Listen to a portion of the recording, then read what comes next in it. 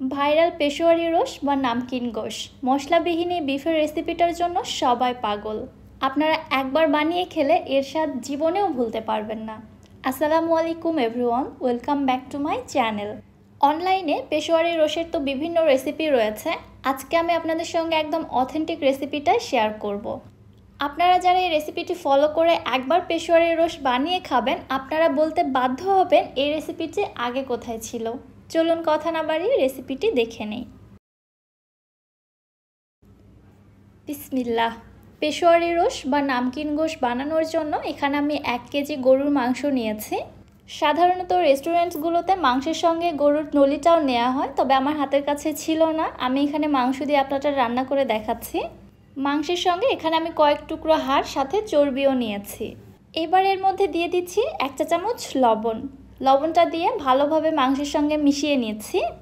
ভালোভাবে মেখে নেওয়ার পরে মাংসগুলোকে আমি রেস্টে রেখে দিচ্ছি 1 ঘন্টার জন্য, অথবা সর্বনিম্ন 30 মিনিটও আপনারা রাখতে পারেন।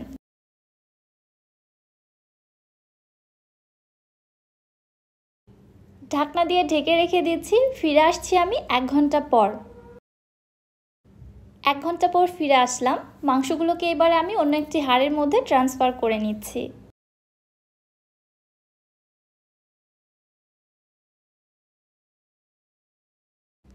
পেশোয়ারি রোস্ট তো আলু ছাড়া ভাবাই যায় না। এখানে আমি 4টি মিডিয়াম সাইজের আলুর খোসা ছাড়িয়ে খুব ভালোভাবে ধুয়ে নিয়েছি। আর বেশি বড় সাইজের আলু হলে মাঝখান থেকে কেটে দিবেন। আমি এখানে মিডিয়াম সাইজের আলুটা নিয়েছি। এবারে দিচ্ছি 4টি পাকা টমেটো। টমেটোর জাস্ট মুখগুলো আমি কেটে ফেলে দিয়েছি। এবারে দিয়ে দিচ্ছি 5টি আস্ত পেঁয়াজ। পেঁয়াজটাকে ভালোভাবে ছিলে পরিষ্কার করে নিয়েছি। সাথে দিয়ে দিচ্ছি 5-6টি রসুন।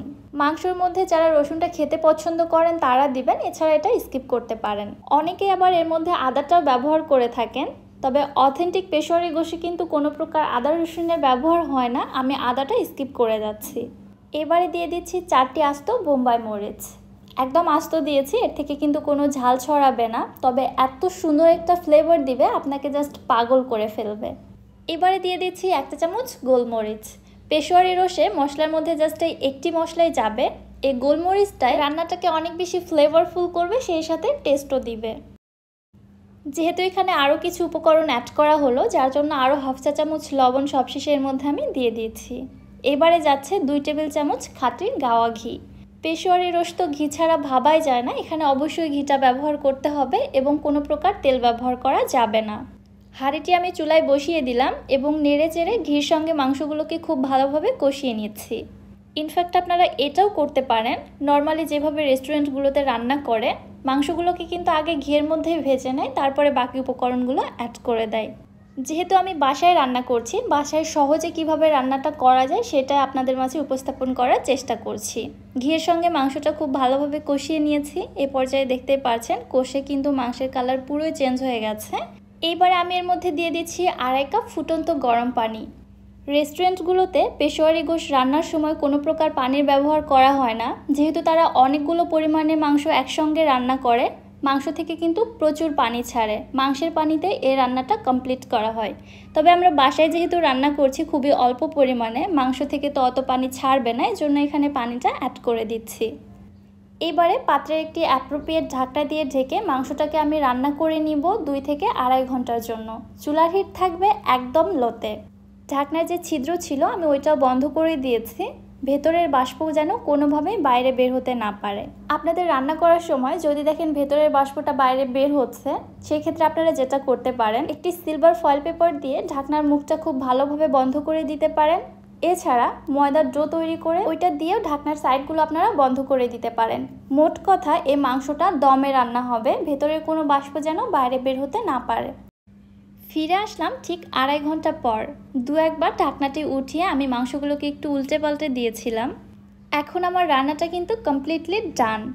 আশা করছি লুকসটা দেখেই বুঝতে পারছেন মাংসটা কত বেশি সফট এবং জুসি হয়েছে।